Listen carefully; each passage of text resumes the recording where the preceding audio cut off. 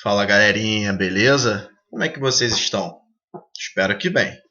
Bom, hoje nós vamos fazer aí a correção dos exercícios de Sociologia do capítulo 3, Sociologia Contemporânea, tá? Capítulo que nós finalizamos em duas partes aí nas videoaulas anteriores. Esse exercício começa na página 162. Eu vou fazer a leitura das questões aqui no meu livro. Nós temos aí na telinha as respostas, os gabaritos que o livro traz também, que o sistema traz, e a gente vai fazer comentários sobre estas questões, ok? A página, então, 162, tem questões também na página 163. Vou começar a leitura a partir de agora. Número 1. O que é a coesão social e como Talcott Parsons a compreende. O livro traz aí então, coesão social é o coeficiente que mede o grau de identificação que os indivíduos possuem com o sistema social no qual estão inseridos. Essa ideia de coesão social é uma ideia durkheimiana, tá? A ideia de identificação dos indivíduos entre si e com o sistema social, ou seja, eu me identifico com tudo isso que ocorre na nossa sociedade. Então há uma coesão. Por exemplo, se a gente for utilizar o exemplo do que ocorre agora, com essas manifestações todas que vêm ocorrendo no mundo em relação contrária, a todas as questões que ocorrem, a gente vai ver que não há uma coesão. Se a gente for parar para analisar, essa coesão ela só existe quando as pessoas se identificam em um grande grau, tá? Para Parsons, a coesão social é desenvolvida e mantida por meio da socialização realizada em instituições sociais fundamentais, como a família. Ou seja, para Talcott Parsons, através da sua ideia funcionalista e estrutural, tá? Ao qual ele analisa o funcionamento das instituições sociais para se ver a estrutura da sociedade, ele entende que essa coesão social ela só pode ser mantida através desse processo de socialização que ocorre fundamentalmente aí e nas instituições sociais, como a família, por exemplo. Número 2. Identifique qual a origem da anomia social segundo Robert Merton. Para Robert Merton, a origem da anomia social está na distância entre os objetivos sociais e os meios sociais para se realizar tais objetivos. Exemplo, a obrigação de ficar rico e a falta de oportunidades para conquistar tal objetivo. A gente relembra que em Robert Merton nós entendemos aí o funcionalismo com uma forma revisionada, ou seja, ele traz uma concepção, e a concepção principal é o entendimento sobre a anomia social, também tema de Emile Durkheim, ao qual ele restabelece e traz aí essa ideia. A anomia social, então, está ligada para Merton com esses objetivos que a sociedade impõe ao indivíduo e os meios ao qual a sociedade pode nos oferecer para que possamos realizar esses objetivos. Então, essa distância que há, tá, entre o meio e o objetivo para Robert Merton aí, o que a gente pode chamar como a origem da anomia social. Número 3. Comportamentos inovadores, segundo a tipologia de Merton, são aqueles que aceitam os objetivos sociais, mas não os meios. Merton dá o exemplo de um gangster, Al Capone, no livro. Que outros exemplos seriam possíveis de enquadrar na tipologia inovadora? É uma resposta pessoal, cada um pode buscar a sua resposta, mas ele tem uma sugestão aí, pessoas inovadoras, por exemplo, como Steve Jobs, aceitam os objetivos sociais, ficar rico, por exemplo, mas procuram outras maneiras de realizá-lo. Em vez de fazer faculdade e arranjar um emprego em uma companhia, Jobs fundou a sua própria. Homens e mulheres de negócio possuem tal caracterização de inovação na tipologia de Merton, ou seja, aquelas pessoas que às vezes não utilizam os meios, que não utilizam os meios que são nos dados, de estudo, de buscar através desse objetivo, através desses meios o objetivo comum. A maioria das pessoas fazem, os conformistas fazem, estudam, viram profissionais e através disso buscam a riqueza. Não, na concepção dele, as pessoas que podem entrar neste exemplo são aquelas que inovam, que fazem de formas diferentes os seus meios. E ele traz, como eu falei na nossa videoaula, a ideia daqueles que, por exemplo, como Al Capone, saem dos meios legais, dos meios comuns, dos meios normais, às vezes até na ilegalidade da lei mesmo, tá? Roubam e tudo mais, mas também pessoas que não roubam, que fazem de uma forma que não é comum, que não é normal, mas que chegam ali mesmo que não cometam nenhum delito, ok? Como Steve Jobs. Número 4. Qual é a importância psicológica e social do costume?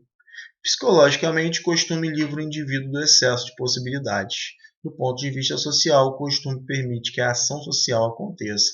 Ou seja, psicologicamente, o ser humano acaba aceitando, eu não preciso me preocupar, a vida é assim, nós vamos aceitar. Então, psicologicamente, eu tenho aí uma tranquilidade, uma paz com o meu espírito, com a minha vida, de que eu fiz o que eu pude, é isso mesmo, eu vou estudar, vou tentar e está tudo bem, a vida é assim. Tá? E de uma forma, do ponto de vista social, isso traz a coesão social. Isso faz com que as pessoas, nessa aceitação, possam interagir e viver em confluência. Ok? Número 5.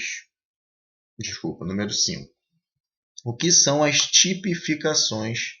Qual a sua função social? Tipificações são uma criação de referências com base na repetição das ações cotidianas, que procuram ajustar a ação ao contexto da situação no intuito de orientar a ação social. Foi utilizada aí como exemplo em Robert Merton, as tipificações dele, de conformismo, de rebelião, enfim, de inovação, tá? Essas tipificações, elas ajudam a compreender cada seçãozinha, cada ação que ocorre dentro de um contexto, ok? Número 6. Explique os conceitos de socialização primária e secundária. Procure perceber e imaginar que tipo de conflito pode ocorrer na passagem da primeira para a segunda. Socialização primária, como o próprio nome diz, é a primeira e se realiza no âmbito da família, levando o indivíduo à compreensão dos valores e das regras sociais. A socialização secundária é aquela que se estende para o resto da vida e envolve o aprendizado de regras, de conhecimentos e de normas no ensino superior, no trabalho e nas outras esferas sociais mais ou menos complexas. Conflitos possíveis. O que se aprende na família nem sempre é o que se aprende na universidade. Por exemplo, o que pode ocasionar conflito. Vou dar um exemplo pessoal.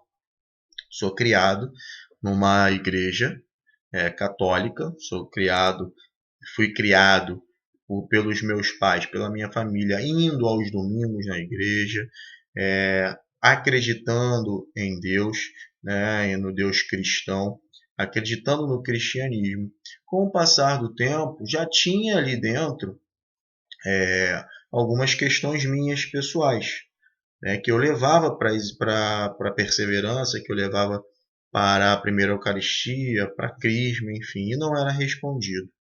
Então, na escola, eu comecei a buscar, ou seja, numa socialização secundária, diferente da minha socialização primária, comecei a buscar outras formas de perceber o mundo.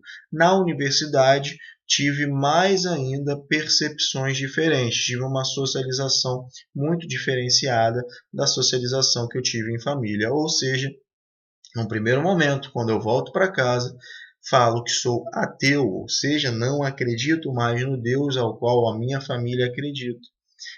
Há um conflito nesse ponto. Obviamente que esse conflito, com o passar do tempo, foi superado. Hoje em dia, não há mais esse conflito, apesar de, às vezes, ainda meus pais não confiarem, não acreditarem muito na minha ideia. Porém, esse conflito diretamente não existe mais. Mas foi, por muito tempo, um motivo aí de problemas sociais e para mim com outras pessoas e para mim com a minha família, ok? Número 7, para a gente fechar. Para a gente fechar? Não, desculpa. Tem a 7 e a 8. Número 7 tem um quadrinho aí. Calvin, eu e sua mãe decidimos te dar uma mesada. É importante aprender o valor do dinheiro. Dinheiro? Hahaha, estou rico, rico. Posso comprar qualquer um. O mundo é meu. Poder, amigos, prestígio. Estraguei de novo, querida. Posso comprar tudo. Estou livre. Hahaha. Em grande parte, o dinheiro tem sido consagrado como um valor em si mesmo. Além e acima do seu gasto a troco de artigos de consumo ou de uso para o aumento do poder. O dinheiro é peculiarmente bem adaptado a tornar-se um símbolo de prestígio. Conforme Georg Simmel, sociólogo, salientou, o dinheiro é altamente abstrato e impessoal. O exagero cultural que conduz o homem a obter sucesso de qualquer maneira leva-o ao desprazer e ao apoio emocional das regras, a desprezar o apoio emocional das regras, produzindo assim as fontes sociais do comportamento desviado. De acordo com a análise sociológica estrutural e funcional na sociedade contemporânea, o desvio de comportamentos em relação às normas socialmente aceitas tem origem, e aí nós vamos para a questão 7. De acordo com a análise sociológica contemporânea, desvios comportamentais se apresentam como desdobramentos de estruturas caracterizadas pelas várias formas de estratificação econômica, social e política, nos termos weberianos, que impõem limites às possibilidades concretas de ascensão que os mecanismos ideológicos de legitimação da realidade exigem dos indivíduos, resultando daí uma contradição difícil de ser superada, com dificuldade de acesso aos objetivos. Ou seja, essa ideia weberiana de que há uma necessidade ideológica de legitimar aquilo ao qual nós conquistamos, aquilo que nós buscamos, uma ascensão, isso acontece em relação ao Estado, tá? E isso nos acarreta aí algumas ações individuais. É a partir disso que pode-se ter alguns conflitos nesse ponto, tá? E é nisso que vai ter aí as relações individuais com as normas, individuais e sociais com as normas. Então a questão correta seria a questão de letra C. Na pressão exercida pela disjunção entre os incentivos para o êxito inculcados pelas normas estabelecidas da cultura e as reais possibilidades de acesso a esse objetivo, limitadas pelas estruturas de classe. Nem todo mundo tem a mesma possibilidade. As classes sociais menos favorecidas, as mais pobres, têm menos capacidade, não, mas têm menos condições, para conquistar aquilo que a sociedade, por quase regra, coloca como objetivo das nossas vidas. Então, não é por falta de capacidade que os pobres não conquistam, não chegam, não são melhores de vida nesse ponto econômico, mas por conta de uma estrutura social que faz com que estas pessoas não consigam chegar ao ponto objetivo, no ponto final aí do seu objetivo, do objetivo de uma sociedade. Nem todo mundo vai conquistar aquilo que a sociedade vê, o prestígio, o dinheiro. Então, isso faz com que haja aí um certo tipo de problema dentro dessa questão. Outros teóricos vão ver de outras formas. Karl Marx vai falar que é um problema da luta de classes, por exemplo, tá? Totalmente diferente da visão de Max Weber. Mas dentro dessa constituição aí de visão, nós podemos marcar a letra C, ok? Para fechar, o sociólogo norte-americano Tal Coach Parsons analisou a família como uma unidade de solidariedade difusa. Para ele, os membros de uma família compartilham de um status comum, ou seja, os pais compartilham seus status com os filhos. Constatou que a mulher tinha como um dos seus papéis principais o de promover a socialização dos filhos. Quais as mudanças que se processaram em relação à família e ao papel da mulher nas últimas 3 décadas? A mulher não exerce mais exclusivamente tal papel, sobretudo nos países ocidentais. Esse papel não está excluído, mas ele agora é realizado por outras instituições, tal como o Estado, a partir da creche. A mãe também exerce o papel do pai, como a encarnação dos valores sociais na socialização dos filhos. Ou seja, a família ela ganha uma nova conotação. E esse processo de socialização primário ao qual todo ser humano passa também é modificado. Por quê? Porque a mãe ela não é mais somente aquela que irá cuidar e dar e fazer parte principalmente dessas questões morais no primeiro momento. Ela vai fazer muito mais do que isso e vai ter também a ajuda de de instituições ou de outras pessoas nesse papel, ok? Galera, espero que vocês tenham feito os exercícios, tenham conseguido aí tirar algumas dúvidas de vocês. Na próxima videoaula nós vamos para o capítulo 4, Sociologia Brasileira, Sociólogos Brasileiros, tá? Para a gente falar aí de alguns teóricos da sociologia no nosso país. Tudo de bom, um grande abraço, até a próxima.